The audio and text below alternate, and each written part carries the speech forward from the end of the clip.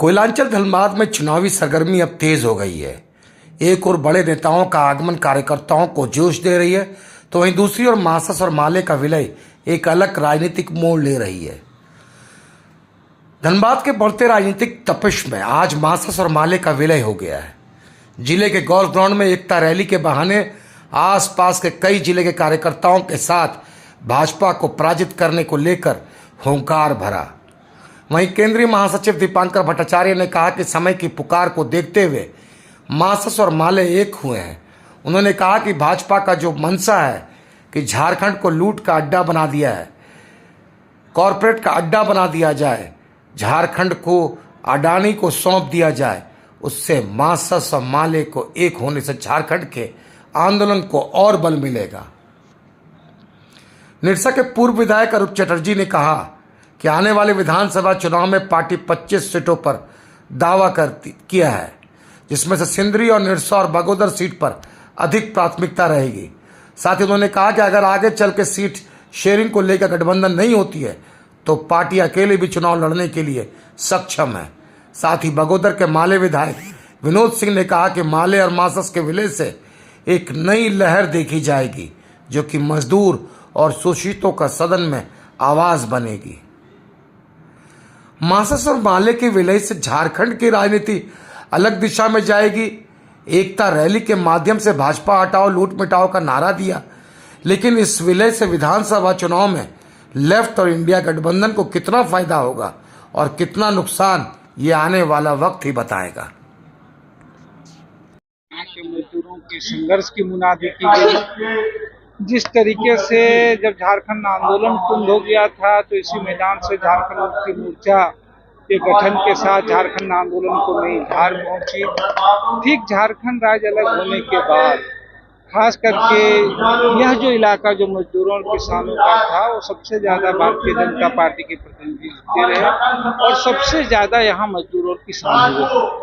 मजदूर सार्वजनिक क्षेत्र जो मृतप्राय हो गए हों, सिंदरी हो, बोकारो हैं, यहाँ के लोग धनबाद जैसे जिले से भी लोग जो प्रवासी मजदूर बनने के लिए जो तड़प रहे हैं। और आप देख रहे हैं कि स्थितियां ये हो रहा है कि कोयला मंत्री आ रहे हैं और जीएम अधिकारी जो है जूते के फीते बांधने में व्यस्त हैं। आप समझ जाइए कि पूरे कोयलांचल सार्वजनिक चीजों को किस दौर के लिए जा रहा है। आज एक बार फिर से मासस और माले के साथ एकता से इस पूरे उत्तरी छोटा नागपुर में एक नई लहर लिखी जाएगी, जो आने वाले दौर में, आने वाले समय में, वो चाहे रामगढ़, हजारीबाग, गिरिडीह, धनबाद, बोकारो का इलाका है, मजदूरों और किसानों के संघर्ष की रहेगी कि लोगों को ने इस यकीन को देखा है कि के राय हों, गुरदास चटर्जी हों, महेंद्र सिंह हों, ऐसे लोग प्रतिनिधि होते हैं तो क्या सड़क, क्या सदन, लोगों की आवाज उभरती है। और इस एकता से एक बार फिर इस कोयलांचल के क्षेत्र में, इस गिरिडीह, हजारीबाग, रामगढ़ के इलाके में एक बार फिर से लाल झंडे की जो है दावेदारी बढ़ेगी। मजदूरों किसानों का धनबाद में लग रहा है कि सुखाड़ जो है दूर होगा एकता से। बिल्कुल लगातार रही है। आप देखेंगे मासस माले जब अलग अलग भी लड़ती रही है, किसी भी गठबंधन में नहीं रही है, तो अपने दम पर जो है मुकाबला करती रही है और भाजपा को मजबूत चुनौती रही है। हाफ दर्जन से ज्यादा ऐसी सीटें हैं।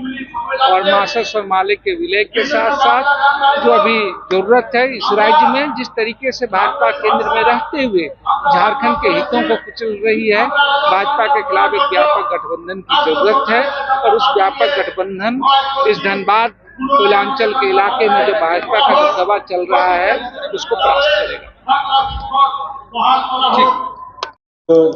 देखिए, वो तो समय बताएगा, लेकिन हम जिस उम्मीद और संकल्प के साथ यहाँ एक हो रहे हैं, हमें लगा कि ये समय की पुकार है, क्योंकि आज पूरे देश में व्यापक एकता चाहिए।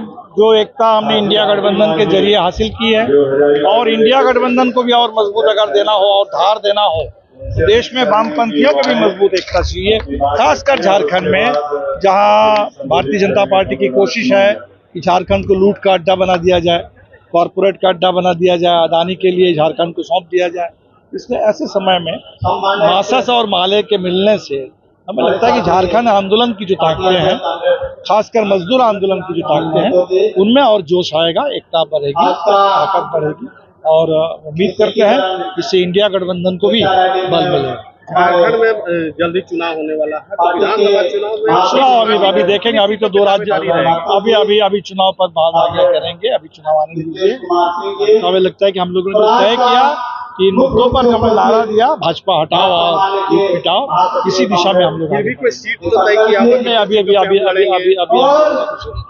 झारखंड में मुद्दे क्या रहेंगे विधानसभा चुनाव में? विधानसभा चुनाव का भी यही मुद्दा है, लूट मिटाने का, क्योंकि हमें लगता है कि सबसे बड़ा सवाल झारखंड का ही लूट है। अभी जो सुप्रीम कोर्ट ने कहा कि खनिज संपदा पर रॉयल्टी का अधिकार है राज्यों को, तो हम चाहते हैं कि झारखंड को पूरा रॉयल्टी मिले और उस रॉयल्टी का पूरा पैसा वो झारखंड के विकास के लिए, रोजगार के लिए खर्च हो।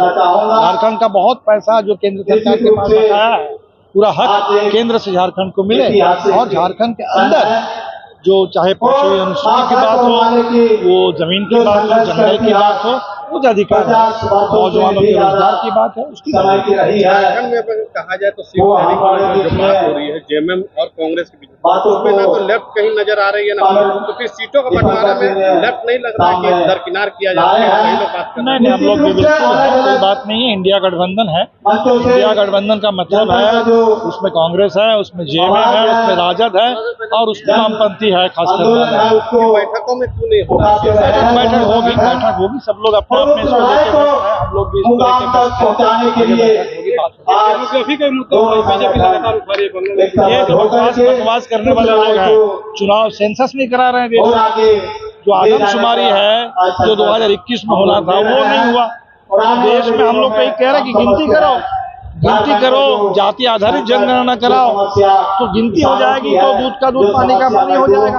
ये बिना गिनती करके उस पे पर्दा डाल करके फेक न्यूज के जरिए अफवाह फैला करके हिंदू मुस्लिम करना चाहते हैं, ये हम करने नहीं देंगे। झारखंड के टाटा में प्रधानमंत्री का एक रैली वो भाजपा के चुनावी संगठन भी है। प्रधानमंत्री तो जहाँ भी जा रहे हैं, अब हमें नहीं लगता है कि लोग उनके बातों पर भरोसा कर पा रहे हैं। प्रधानमंत्री आए वो भी हो, ये जो भारतीय जनता पार्टी की कमजोरी है कि अभी जेएमएम को तोड़ करके, चंपाई सोरेन को अपने साथ जोड़ करके वो अपने चुनावी बेहतरीनी पार करना चाहते। तो भाजपा की जो अपनी कमजोरी है, उनको कहीं नीतीश कुमार चाहिए, कहीं उनको चंपाई सोरेन चाहिए, कहीं उनको एकनाथ शिंदे चाहिए। तो विपक्षी दलों को तोड़ करके वहां से नेताओं को उधार लेकर के वहां के इसी तरीके से भाजपा अपना राजनीति करना चाहती है। भाजपा के पास अपना क्या है? चंपाई के आने से क्या फर्क पड़ेगा? ये तो चंपाई जी को भी सोचना चाहिए ना। हमें लगता है कि लोग दुखी हुए हैं। चंपाई सोरेन जी इस भाषा में बात कर रहे हैं, भाजपा के एजेंडे पर बात कर रहे हैं, इससे पूरे देश के आदिवासी दुखी हैं। चंपाई जी ने जो किया है,